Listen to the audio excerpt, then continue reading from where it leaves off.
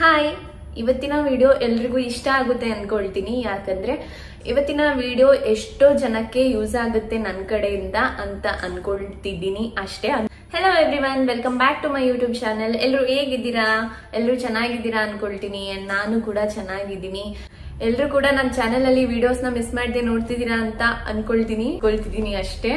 So miss ಮಾಡದೆ videos ನೋಡಿ ಸ್ವಲ್ಪ ಮಟ್ಟಿಗಾದ್ರೂ ಯೂಸ್ ಆಗೋ ತರ ನಾನು ಇಲ್ಲಿ ವಿಡಿಯೋಸ್ ನ ಮಾಡ್ತಿದ್ದೀನಿ. Skin care and hair care videos ಗಳು ನನ್ನ ಚಾನೆಲ್ ಅಲ್ಲಿ ಅವಾಗ ಜಾಸ್ತಿ ಬರ್ತಾ ಇರುತ್ತೆ. ಇನ್ನ ತಡ ಮಾಡೋದ್ ಬೇಡ, ಇವತ್ತಿನ ಕಂಟೆಂಟ್ ಏನಂತ ಹೇಳ್ತೀನಿ. ಸೊ ಇವತ್ತು ನಾನು ಏರ್ ಫಾಲ್ ಗೆ ಯಾವ್ದು ಬೆಸ್ಟ್ ಆಯಿಲ್ ಅನ್ನೋದನ್ನ ನಾನು ಸಜೆಸ್ಟ್ ಮಾಡ್ತೀನಿ. ಅಫೋರ್ಡಬಲ್ ಪ್ರೈಸ್ ಅಲ್ಲಿ ಈಸಿಯಾಗಿ ಅವೈಲಬಲ್ ಇರುವಂತ ಆಯಿಲ್ ನ ನಾನು ಈಗ ವಿಡಿಯೋದಲ್ಲಿ ತಿಳಿಸ್ಕೊಡ್ತೀನಿ. ಫಸ್ಟ್ ಥಿಂಗ್, ಯಾವ ಆಯಿಲ್ ಅಂತ ನಾನು ಹೇಳೋದಕ್ಕಿಂತ ಮುಂಚೆ ಏನಕ್ಕೆ ಏರ್ ಫಾಲ್ ಆಗುತ್ತೆ ಅನ್ನೋದನ್ನ ತಿಳ್ಕೊಳ್ಳೋದ ಬನ್ನಿ. ಓಕೆ, ಸೊ ಏನಕ್ಕೆ ಏರ್ ಫಾಲ್ ಆಗುತ್ತೆ? ಫಸ್ಟ್ ರೀಸನ್ ಸ್ಟ್ರೆಸ್ ಇದ್ರೂ ಕೂಡ ಏರ್ ಫಾಲ್ ಆಗುತ್ತೆ. ನೀವು ಜಾಸ್ತಿ ಟೆನ್ಷನ್ ಮಾಡ್ಕೊಳ್ತೀರಾ, ನೀವು ಜಾಸ್ತಿ ಸ್ಟ್ರೆಸ್ ಇರ್ತೀರಾ ಯಾವಾಗ್ಲೂ ಅಂದ್ರೂ ಕೂಡ ಏರ್ ಫಾಲ್ ಆಗುತ್ತೆ. ಸೆಕೆಂಡ್ ಒನ್, ಒಳ್ಳೆ ನಿದ್ರೆ ಮಾಡ್ತಿಲ್ಲ, ಆಕ್ಟಿವಿಟೀಸ್ ಇಲ್ಲ ಅಂತಂದ್ರೂ ಕೂಡ ಏರ್ ಫಾಲ್ ಆಗುತ್ತೆ. ಇದೆಲ್ಲ ಕೂಡ ಒಂದ್ ರೀಸನ್ ಅಂತ ಅನ್ನಿಸ್ಬೋದು. ಹೌದು, ನಿಮ್ಗೆ ಸ್ಟ್ರೆಸ್ ಇದ್ರೂ ಕೂಡ ಏರ್ ಫಾಲ್ ಆಗುತ್ತೆ ಅಂಡ್ ಆಕ್ಟಿವಿಟೀಸ್ ಇಲ್ಲ ಅಂದ್ರೂ ಕೂಡ ಏರ್ ಫಾಲ್ ಆಗುತ್ತೆ. ಅಂಡ್ ನೆಕ್ಸ್ಟ್ ಡ್ಯಾಂಡ್ರಫ್ ಬಂದು ತುಂಬಾ ಜನ ಫೇಸ್ ಮಾಡೋ ಅಂತ ಪ್ರಾಬ್ಲಮ್. ಡ್ಯಾಂಡ್ರಫ್ ಇದ್ರೂ ಕೂಡ ಏರ್ ಫಾಲ್ ಆಗುತ್ತೆ. ನೆಕ್ಸ್ಟ್ ಒನ್, ಹೇರ್ ಮೇಂಟೆನೆನ್ಸ್ ಇಲ್ಲ, ಚೆನ್ನಾಗಿ ಮೇಂಟೈನ್ ಮಾಡ್ತಿಲ್ಲ ಹೇರ್ ಅಂದ್ರೂ ಕೂಡ ಏರ್ ಫಾಲ್ ಆಗುತ್ತೆ. ಅಂಡ್ ಎಲ್ಲಾರು ಕೂಡ ಅವ್ರದವ್ರದೇ ಸಪರೇಟ್ ಕೂಮ್ ಇಟ್ಕೋಬೇಕು. ಓಕೆ, ಸಪರೇಟ್ ಬಾಚಣಿಗೆ ಇಟ್ಕೊಂಡು ಯೂಸ್ ಮಾಡ್ಬೇಕು. ಬೇರೆ ಒಬ್ರದ್ದು ನೀವು ಯೂಸ್ ಮಾಡೋದ್ರು ಕೂಡ ಒಬ್ರಿಂದ ಒಬ್ರಿಗೆ ಆಯಿಲ್ ಸ್ಕ್ಯಾಲ್ಪಿಗೆ ಟಚ್ ಆಗೋದ್ರಿಂದ ಏನಾಗುತ್ತೆ, ಈಸ್ಟ್ ಇನ್ಫೆಕ್ಷನ್ ಸ್ಟಾರ್ಟ್ ಆಗುತ್ತೆ. ಈಸ್ಟ್ ಇನ್ಫೆಕ್ಷನ್ ಅಂದ್ರೆ ಏನು, ಲೈಕ್ ಫಂಗಸ್ ಗ್ರೋತ್ ಆದ್ರೆ ಏನಾಗುತ್ತೆ, ಡ್ಯಾಂಡ್ರಫ್ ಬರುತ್ತೆ. ಸೊ ನೀವು ನಿಮ್ದೇ ಆದಂತ ಕೂಮ್ಗಳನ್ನ ಯೂಸ್ ಮಾಡ್ಬೇಕು ಅಂಡ್ ಹೇರ್ ಮೇಂಟೆನೆನ್ಸ್ ಮಾಡ್ಬೇಕು ಅಂಡ್ ಸಿಲ್ಕ್ ಪಿಲ್ಲೋ ಕೇಸ್ಗಳನ್ನ ಯೂಸ್ ಮಾಡ್ಬೇಕು. ಓಕೆ, ಇದೆಲ್ಲ ನಾನು ಇಲ್ಲಿ ತನಕ ಹೇಳಿದ್ದು ಔಟರ್ ಡಿಫಿಷಿಯನ್ಸಿ ಅಂದ್ರೆ ನೀವು ನಿಮ್ ಕೈಲಾಗುತ್ತೆ ಇದೆಲ್ಲ ಮಾಡೋದಕ್ಕೆ, ಆದ್ರೂ ನೀವು ಮಾಡ್ತಿಲ್ಲ, ಅದಕ್ಕೆ ನಾನು ಔಟರ್ ಡಿಫಿಷಿಯನ್ಸಿ ಅಂತ ಯೂಸ್ ಮಾಡ್ತಿದ್ದೀನಿ. ನೆಕ್ಸ್ಟ್ ಇವಾಗ ನಾನು ಆಕ್ಚುಲಿ ನಮ್ಮ ಬಾಡಿಯಲ್ಲಿ ಏನ್ ಡಿಫಿಷಿಯನ್ಸಿ ಆದ್ರೂ ಕೂಡ ಹೇರ್ ಫಾಲ್ ಆಗುತ್ತೆ ಅನ್ನೋದನ್ನ ಹೇಳ್ತೀನಿ. ಅದೆಲ್ಲ ಮೇಂಟೆನೆನ್ಸ್ ನಾನು ಇವಾಗ ಹೇಳಿದ್ದು, ಅದೆಲ್ಲ ಕೂಡ ಮಾಡಿದ್ರು ನೀವು ಏರ್ ಫಾಲ್ ಆಗ್ತಿದ್ರೆ ಅಥವಾ ಏರ್ ಗ್ರೋತ್ ಆಗ್ತಿಲ್ಲ ಅಂದ್ರೆ ನೀವೇ ಡಿಫ್ರೆನ್ಸ್ ನೋಡ್ತೀರಾ. ನೆಕ್ಸ್ಟ್ ಇವಾಗ ನಾನು ಹೇಳ್ತಿರೋದು ಏನ್ ಡಿಫಿಷಿಯನ್ಸಿ ಆಗಿದ್ರು ಕೂಡ ಏರ್ ಫಾಲ್ ಆಗುತ್ತೆ ಅಂತ. ನಿಮ್ಗೇನಾದ್ರೂ ವೈಟಮಿನ್ ಅಂಡ್ ಪ್ರೋಟೀನ್ ಡಿಫಿಷಿಯನ್ಸಿ ಆಗಿದ್ರು ಕೂಡ ಏರ್ ಫಾಲ್ ಆಗುತ್ತೆ. ಲೈಕ್ ಕೆರಾಟಿನ್ ಅಂಡ್ ಬಯೋಟಿನ್ ಅಂತ ಒಂದು 2 ಪ್ರೋಟೀನ್ ಡಿಫಿಷಿಯನ್ಸಿ ಇದ್ರೂ ಕೂಡ ನಿಮ್ಗೆ ಏರ್ ಫಾಲ್ ಆಗುತ್ತೆ. ನೆಕ್ಸ್ಟ್ ಬಂದು ಐರನ್ ಡಿಫಿಷಿಯನ್ಸಿ ಇದ್ರೂ ಕೂಡ ನಿಮ್ಗೆ ಏರ್ ಫಾಲ್ ಆಗುತ್ತೆ. ನೆಕ್ಸ್ಟ್ ಬಂದು ಹುಡುಗಿಯರಿಗೆ ಕಾಮನ್ ಆಗಿ PCOD PCOS ಪ್ರಾಬ್ಲಮ್ ಅಲ್ಲಿ ನಿಮ್ಗೆ ಏರ್ ಫಾಲ್ ಅಂತೂ ಖಂಡಿತವಾಗ್ಲೂ ಇರುತ್ತೆ. ಸೊ ಇದೆಲ್ಲ ಕೂಡ ನೀವು ಕಂಟ್ರೋಲ್ ತರಬಹುದು, ರೆಡ್ಯೂಸ್ ಮಾಡಬಹುದು by maintaining all the first steps. ನಾನು ಫಸ್ಟ್ ಸ್ಟೆಪ್ಸ್ ಹೇಳಿದ್ನಲ್ಲ, ಅದೆಲ್ಲ ಮೇಂಟೈನ್ ಮಾಡಿದ್ರೆ ನೀವು PCOD PCOS ಇದ್ರೂ ಕೂಡ ನೀವು ಹೇರ್ ಫಾಲ್ ನ ಕಂಟ್ರೋಲ್ ಮಾಡಬಹುದು. ಜೊತೆಗೆ ಒಂದು ಒಳ್ಳೆ ಆಹಾರ, ಒಂದು ಒಳ್ಳೆ ಲೈಫ್ ಸ್ಟೈಲ್ ತಗೊಂಡ್ರೆ ಏರ್ ಫಾಲ್ ಕಂಟ್ರೋಲ್ ನೀವು ಮಾಡ್ಕೊಳ್ಬಹುದು. ನೀವೇನಾದ್ರೂ ಮೇಂಟೆನೆನ್ಸ್ ಮಾಡಿ ಕೂಡ ಇನ್ನ ಏರ್ ಫಾಲ್ ಆಗ್ತಿದೆ ಅಂದ್ರೆ ಒಂದ್ಸರಿ ನೀವು ಡಾಕ್ಟರ್ ನ ಕನ್ಸಲ್ಟ್ ಮಾಡೋದು ಒಳ್ಳೆ ಅಭ್ಯಾಸ ಅಂತಾನೆ ಹೇಳ್ಬೋದು. ಒಂದಷ್ಟು ಟೆಸ್ಟ್ ಗಳಿರುತ್ತೆ, ಅದೆಲ್ಲ ಟೆಸ್ಟ್ ಮಾಡಿ ನೋಡ್ತಾರೆ ಏನ್ ಡಿಫಿಷಿಯನ್ಸಿ ಇದೆ ಅಂತ. ಲೈಕ್ ಐರನ್ ಡಿಫಿಷಿಯನ್ಸಿ ಟೆಸ್ಟ್ ಬರೀತಾರೆ, ಥೈರಾಯ್ಡ್ ಟೆಸ್ಟ್ ಬರೀತಾರೆ. ಸೊ ಇನ್ನೊಂದು ಎಕ್ಸ್ಟ್ರಾ ಏನಿದೆ ಅಲ್ಲಿಗೆ ಹೋದಾಗ ಗೊತ್ತಾಗುತ್ತೆ. ಸೊ ಅದಷ್ಟು ಬರೀತಾರೆ, ಅದನ್ನ ನೀವು ಟೆಸ್ಟ್ ಮಾಡಿಸಿ ಆಮೇಲೆ ನಿಮ್ಗೆ ಏನ್ ಡಿಫಿಷಿಯನ್ಸಿ ಇದೆ ಅಂತ ನೋಡಿ ನಿಮ್ಗೆ ಮೆಡಿಸಿನ್ ಕೊಡ್ತಾರೆ. ಒಂದಷ್ಟು ಪ್ರಾಬ್ಲಮ್ಗೆ ಫಸ್ಟ್ ಏಡ್ ಅಂತ ಇರುತ್ತೆ. ಫಸ್ಟ್ ಏಡ್ ಅಂದ್ರೆ ಏನು? ಪ್ರಥಮ ಚಿಕಿತ್ಸೆ. ಸೊ ನೀವು ಮನೆಯಲ್ಲೇನೆ ಕೂಡ ನಿಮ್ ಹೇರ್ ಫಾಲ್ ಆಗ್ತಿದ್ರೆ ಅಥವಾ ಹೇರ್ ಗ್ರೋತ್ ಆಗ್ತಿಲ್ಲ ಅಥವಾ ಡ್ಯಾಂಡ್ರಫ್ ಇದೆ ಅನ್ನೋದಕ್ಕೆ ಮನೆಯಲ್ಲೇ ಒಂದಷ್ಟು ಮನೆ ಮದ್ದುಗಳನ್ನ ನೀವು ಟ್ರೈ ಮಾಡಬಹುದು.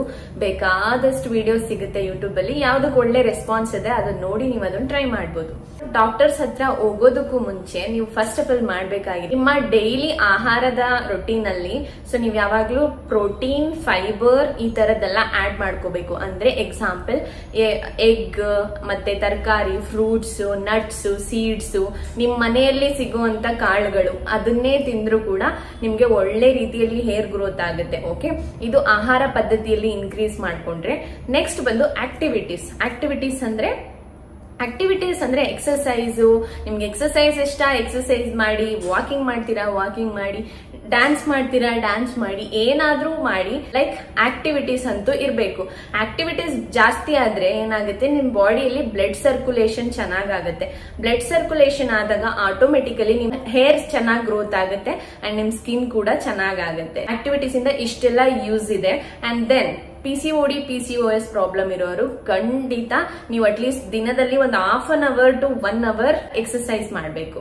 ನೀವು ಹೇಳ್ಬೋದು, ನಾನು ಡೇ ಫುಲ್ ಆಕ್ಟಿವ್ ಆಗೇ ಇರ್ತೀನಿ, ಕೆಲಸ ಮಾಡ್ತೀನಿ, ಪಾತ್ರೆ ತೊಳಿತೀನಿ, ಇದು ಮನೆ ಕೆಲಸಗಳು ಇರುತ್ತಲ್ಲ, ಅದೆಲ್ಲ ಸೈಡ್ಗೆ ಇಟ್ರೆ ಅದೆಲ್ಲ ಕೆಲಸ ಇದ್ದೇ ಇರುತ್ತೆ. ಬಟ್ ಎಕ್ಸರ್ಸೈಸ್ ಅಂದ್ರೆ ಏನು, ಆಕ್ಟಿವಿಟೀಸ್ ಅಂದ್ರೆ ಏನು, ನಿಮ್ಮ ಬಾಡಿಗೆ ನೀವು ಕೊಡೋ ಅಂತ ಟೈಮ್, ಒಂದು half an hour to 1 hour ನಿಮಗೆ ನೀವು ಟೈಮ್ ಕೊಟ್ಕೊಂಡು ಯೋಗ ಅಥವಾ ಎಕ್ಸರ್ಸೈಸ್ ಅಥವಾ ಎನಿ ಆಕ್ಟಿವಿಟೀಸ್ ಮಾಡೋದ್ರಿಂದ ಬ್ಲಡ್ ಸರ್ಕ್ಯುಲೇಷನ್ ಚೆನ್ನಾಗಾಗುತ್ತೆ ಬಾಡಿಯಲ್ಲಿ. ಸೊ ಮನೆ ಕೆಲಸಗಳು ಮಾಡೋದ್ರಿಂದ ಹೌದು ಸ್ವಲ್ಪ ಮಟ್ಟಿಗೆ ಹೆಲ್ಪ್ ಆಗುತ್ತೆ.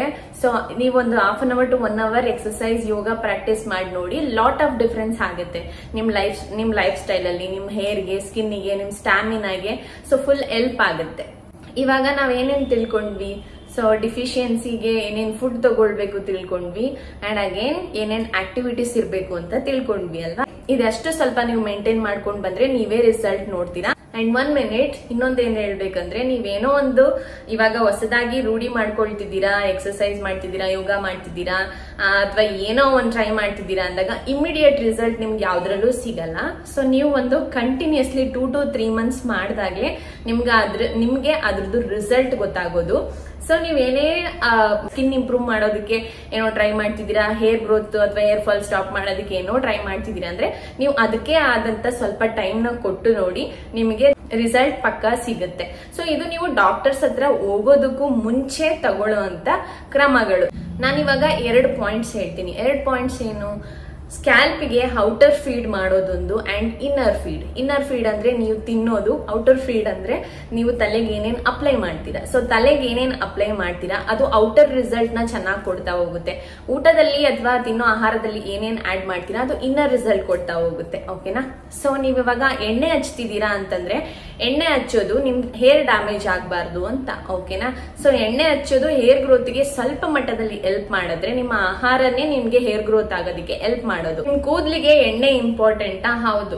ಸೊ ನಿಮ್ ಕೂದ್ಲಿಗೆ ಕೊಬ್ಬರಿ ಎಣ್ಣೆ, ಅದು ಇದು ತುಂಬಾ ಎಣ್ಣೆ ಸಿಗುತ್ತೆ, ಅದೆಲ್ಲ ಇಂಪಾರ್ಟೆಂಟೇ ಔಟರ್ ಹೇರ್ ನ ನೀಟಾಗಿ ಇಟ್ಕೊಳ್ಳೋದಕ್ಕೆ ಅಂಡ್ ಏರ್ ಡ್ಯಾಮೇಜ್ ನ ಕಂಟ್ರೋಲ್ ಮಾಡೋದಕ್ಕೆ. ಹೌದು, ಖಂಡಿತ ಇಂಪಾರ್ಟೆಂಟ್. ಇವಾಗ ಹೇಳ್ತಿರೋ ಆಯಿಲ್ಗಳು ಬಂದು ನಿಮ್ಮ scalp problem and hair damage ಪ್ರಾಬ್ಲಮ್ಗಳನ್ನ ಕಡಿಮೆ ಮಾಡೋದಕ್ಕೆ ಯೂಸ್ ಮಾಡುವಂತ ಆಯಿಲ್ಗಳನ್ನು.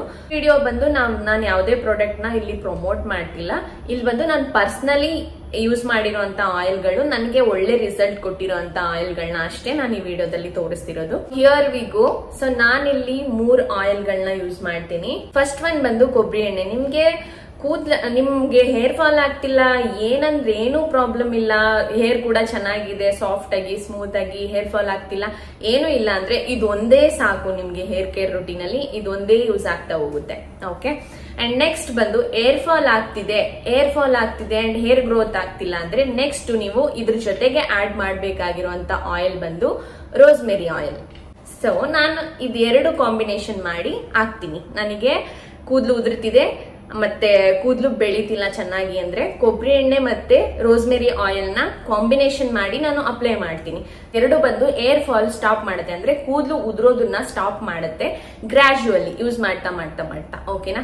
ಏರ್ ಫಾಲ್ ಸ್ಟಾಪ್ ಆದಾಗ ಆಟೋಮೆಟಿಕಲಿ ಏನಾಗುತ್ತೆ, ಹೇರ್ ಗ್ರೋತ್ ಆಗುತ್ತೆ. ಸೊ ಇದು ಬಂದು ನಾನು hair growth and hair fall stop ಮಾಡೋದಕ್ಕೆ ಯೂಸ್ ಮಾಡೋ ಕಾಂಬಿನೇಷನ್ ಇದೆರಡು. So rosemary plus coconut oil. Okay. Next common problem ಏನಿರುತ್ತೆ, ಇಚ್ಚಿ ಸ್ಕ್ಯಾಲ್ಫ್ ಇರುತ್ತೆ ಮತ್ತೆ ಡ್ಯಾಂಡ್ರಫ್ ಇರುತ್ತೆ. ಅಂದ್ರೆ ತುಂಬಾ ಸ್ಕ್ಯಾಲ್ಫ್ ಕೆರ್ತಾ ಬರೋದು ಅಂಡ್ ಡ್ಯಾಂಡ್ರಫ್ ಇರೋದು, ಸೊ ಅಂದ್ರೆ ಒಟ್ಟಿರೋದು. ಓಕೆನಾ. ಇದಕ್ಕೆ ನಾನು ನೆಕ್ಸ್ಟ್ ಆಡ್ ಮಾಡೋ ಅಂತ ಆಯಿಲ್ ಬಂದು ಟೀ ಟ್ರೀ ಆಯಿಲ್ ನ ಆಡ್ ಮಾಡ್ತೀನಿ. ಸೊ ನಾನಿವಾಗ ನಿಮ್ಗೆ ಏನಾದ್ರೂ ಏರ್ ಫಾಲ್ ಕೂಡ ಆಗ್ತಿದೆ, ಡ್ಯಾಂಡ್ರಫ್ ಕೂಡ ಆಗ್ತಿದೆ, ಇಚ್ಚಿ ಸ್ಕ್ಯಾಲ್ಫ್ ಇದೆ ಅಂದಾಗ ಖಂಡಿತ ನೀವು ಈ 3 ಆಯಿಲ್ ನ ಕಾಂಬಿನೇಷನ್ ಮಾಡಿ ಅಪ್ಲೈ ಮಾಡಬಹುದು. ನಿಮ್ಗೆ ಏರ್ ಫಾಲ್ ಇಲ್ಲ ಅಥವಾ ಹೇರ್ ಗ್ರೋತ್ ಕೂಡ ಚೆನ್ನಾಗಿದೆ ಅಂದ್ರೆ ರೋಸ್ಮೆರಿನ ತೆಗ್ದಾಕ್ಬಿಟ್ಟು ಟೀ ಟ್ರೀ ಆಯಿಲ್ ಮತ್ತೆ ಕೋಕೋನಟ್ ಆಯಿಲ್ ಎರಡು ಕಾಂಬಿನೇಷನ್ ಮಾಡಿ ನೀವು ಯೂಸ್ ಮಾಡಬಹುದು. ಬೇಸಿಕಲಿ ಈ ಕೋಕೋನಟ್ ಆಯಿಲ್ ಏನ್ ಮಾಡುತ್ತೆ ನಮ್ ಕೂದಲಿಗೆ, ನಿಮ್ಮ ಹೇರ್ ನ ಸ್ಮೂತ್ ಮಾಡುತ್ತೆ. ಅಂಡ್ ನೆಕ್ಸ್ಟ್ ಬಂದು ಎನಿ ಔಟರ್ ಇನ್ಫೆಕ್ಷನ್, ನಿಮ್ಗೆ ಏನಾದ್ರೂ ಪ್ರಾಬ್ಲಮ್ ಇದೆ ಅಂತಂದ್ರೆ ಲೈಕ್ ತುರ್ಕೆಗೂ ಕೂಡ ಒಂದ್ ರೀತಿಯಲ್ಲಿ ಕೋಕೋನಟ್ ಆಯಿಲ್ ಇದು ಹೆಲ್ಪ್ ಮಾಡುತ್ತೆ. ನಿಮ್ಗೆ ಇಲ್ಲಾದ್ರೂ ಸ್ಕಿನ್ ಡ್ರೈ ಆಗಿ ಇಚಿಂಗ್ ಆಗ್ತಿದೆ ಅಂದಾಗ್ಲೂ ಕೂಡ ನಿಮ್ಗೆ ಕೋಕೋನಟ್ ಆಯಿಲ್ ಹೆಲ್ಪ್ ಆಗುತ್ತೆ. ಅದೇ ತರ ಸ್ಮೂತ್ ಮಾಡುತ್ತೆ. ಪ್ಲಸ್ ನಿಮ್ಗೆ ಡ್ರೈ ಸ್ಕ್ಯಾಲ್ಪ್ ಇದ್ರೆ ಕೋಕೋನಟ್ ಆಯಿಲ್ ಹೆಲ್ಪ್ ಆಗುತ್ತೆ. ಅದು ಟೀ ಟ್ರೀ ಆಯಿಲ್ ಏನ್ ಕೆಲಸ ಮಾಡುತ್ತೆ, ನಿಮ್ಗೆ ಫಂಗಲ್ ಇನ್ಫೆಕ್ಷನ್ ಇರುತ್ತಲ್ವಾ, ಅಂದ್ರೆ ಒಟ್ಟಿರುತ್ತಲ್ವಾ, ಸೊ ಒಟ್ಟನ್ನ ಕ್ಲಿಯರ್ ಮಾಡೋದ್ರಲ್ಲಿ ಟೀ ಟ್ರೀ ಆಯಿಲ್ ಚೆನ್ನಾಗಿ ವರ್ಕ್ ಆಗುತ್ತೆ. ಓಕೆ, ರೋಸ್ಮೆರಿ ಆಯಿಲ್ ಏನ್ ಮಾಡುತ್ತೆ, ರೋಸ್ಮೆರಿ ಆಯಿಲ್ ಬಂದು ಆಂಟಿ ಆಕ್ಸಿಡೆಂಟ್ ಪ್ರಾಪರ್ಟೀಸ್ ಇರೋದ್ರಿಂದ ಸೊ ನಿಮ್ ಹೇರ್ ಗ್ರೋತ್ ನ ಚೆನ್ನಾಗಿ ಪ್ರಮೋಟ್ ಮಾಡುತ್ತೆ. ಪ್ಲಸ್ ಹೇರ್ ಫಾಲ್ ನ ಸ್ಟಾಪ್ ಮಾಡುತ್ತೆ. ಫಸ್ಟ್ ಪಾಯಿಂಟ್ ಬಂದು ಹೇರ್ ಫಾಲ್ ನ ಸ್ಟಾಪ್ ಮಾಡುತ್ತೆ. ಹೇರ್ ಫಾಲ್ ನ ಸ್ಟಾಪ್ ಮಾಡಿದಾಗ ಆಟೋಮೆಟಿಕಲಿ ಕೂದಲು ಬೆಳೆಯುತ್ತೆ. ನಾ ಒಂದೆರಡು ಇಂಪಾರ್ಟೆಂಟ್ ಸ್ಟೆಪ್ಸ್ ನ ಆಡ್ ಮಾಡಬೇಕಾಗಿರೋದು, ನಿಮ್ಗೆ ಏನಾದ್ರೂ ಹೇರ್ ಶೈನಿಂಗ್ ಇಲ್ಲ ಕೋಕೋನಟ್ ಆಯಿಲ್ ಯೂಸ್ ಮಾಡಿ ಕೂಡ ಅಂಡ್ ಸಾಫ್ಟ್ ಆಗಿಲ್ಲ ಅಂದ್ರೆ ನೀವು ಬಾದಾಮಿ ಆಯಿಲ್ ಅಂತ ಸಿಗುತ್ತೆ. ಓಕೆನಾ, ಅಂದ್ರೆ ವಿಟಮಿನ್ ಇ ಆಯಿಲ್ ನ ನೀವು ಇದ್ರ ಜೊತೆಗೆ ಯೂಸ್ ಮಾಡ್ಕೊಳ್ಬಹುದು. ಇವಾಗ ನಾನು ಈ ಆಯಿಲ್ ನ ಯಾವ ತರ ನಾವು ಹೇರ್ ಗೆ ಅಪ್ಲೈ ಮಾಡ್ಬೇಕು ಅನ್ನೋದನ್ನ ತಿಳಿಸ್ಕೊಡ್ತೀನಿ. ನೀವು ನಿಮ್ಗೆ ಹೇರ್ ಗೆ ಕ್ವಾಂಟಿಟಿ ಬೇಕಾಗಿರೋ ಅಷ್ಟು ಕ್ವಾಂಟಿಟಿ ಕೋಕೋನಟ್ ಆಯಿಲ್ ನ ತಗೊಳ್ಬೇಕು. ಫಸ್ಟ್ ಅದಕ್ಕೆ ಒಂದು 4 to 5 ಡ್ರಾಪ್ಸ್ ಅಷ್ಟು rosemary oil and 3 to 4 drops ಅಷ್ಟು ಟೀ ಟ್ರೀ ಆಯಿಲ್ ಓಕೆ ಹಾಕೊಂಡು ಚೆನ್ನಾಗಿ ಮಿಕ್ಸ್ ಮಾಡಿ ಅಪ್ಲೈ ಮಾಡಬೇಕು. ಅದೇ ತರ ನಿಮ್ಗೆ ಏನಾದ್ರೂ ಶೈನಿಂಗ್ ಇಲ್ಲ ಅಥವಾ ಅದು ಫ್ರೀಸಿ ಏರ್ ಇದೆ ಅಂದ್ರೆ ವಿಟಮಿನ್ ಇ ಆಯಿಲ್ ಕೂಡ ಆಡ್ ಮಾಡ್ಕೊಳ್ಬಹುದು. ಬಾದಾಮಿ ಆಯಿಲ್ ಅದು ಕೂಡ ಒಂದು 3 to 4 ಡ್ರಾಪ್ಸ್ ಅಷ್ಟೇ ಸಾಕು.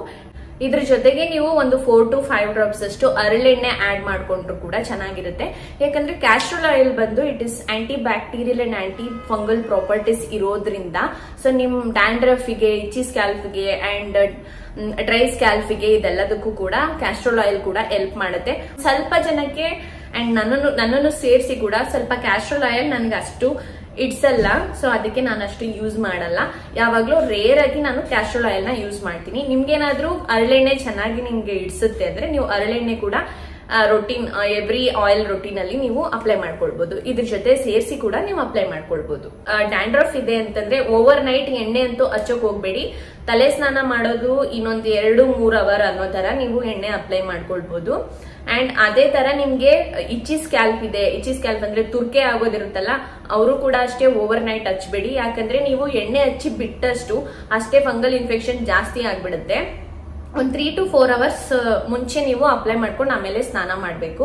ಅಂಡ್ ನೆಕ್ಸ್ಟ್ ಬಂದು ಸೊ ನೀವು ಸ್ಕ್ಯಾಲ್ಪ್ಗೆ, ನಾನು ಹೇಳ್ತಿರೋದು ಸ್ಕ್ಯಾಲ್ಪ್ಗೆ ಹಚ್ಚಬಾರ್ದು ಓವರ್ ನೈಟ್ ಅಂತ. ನೀವು ಬೇಕಾದ್ರೆ ಈ ಹೇರ್ ಲೆಂತ್ ಇರುತ್ತಲ್ವಾ, ಸೊ ಹೇರ್ ಲೆಂತ್ಗೆ ನೀವು ಹೇರ್ ಆಯಿಲ್ ನ ಅಪ್ಲೈ ಮಾಡಿ ಓವರ್ ನೈಟ್ ಬಿಡ್ಬೋದು. ಏನಕ್ಕೆ ಅಂತ ಹೇಳ್ತೀನಿ. ಓವರ್ ನೈಟ್ ಹೇರ್ ಲೆಂತ್ ಗೆ ಆಯಿಲ್ ಅಪ್ಲೈ ಮಾಡಿ ಬಿಡೋದ್ರಿಂದ ಹೇರು ಸಾಫ್ಟ್ ಆಗ್ತಾ ಬರುತ್ತೆ. ಲೈಕ್ ನಾವು ಡೈಲಿ ಪೊಲ್ಯೂಷನ್ ಅಲ್ಲಿ ಓಡಾಡಿ ಡಸ್ಟ್ ಗೆ, ಗಾಳಿಗೆ ಎಲ್ಲದಕ್ಕೂ ಹೇರ್ ತುಂಬಾ ರಫ್ ಆಗಿರುತ್ತೆ. ಸೊ ನೀವು ಓವರ್ ನೈಟ್ ಹೇರ್ ಲೆಂತ್ ಗೆ ಆಯಿಲ್ ಅಪ್ಲೈ ಮಾಡೋದ್ರಿಂದ ಒಂದು ಒಳ್ಳೆ ಮಾಯಿಶ್ಚರೈಸ್ ಸಿಗುತ್ತೆ.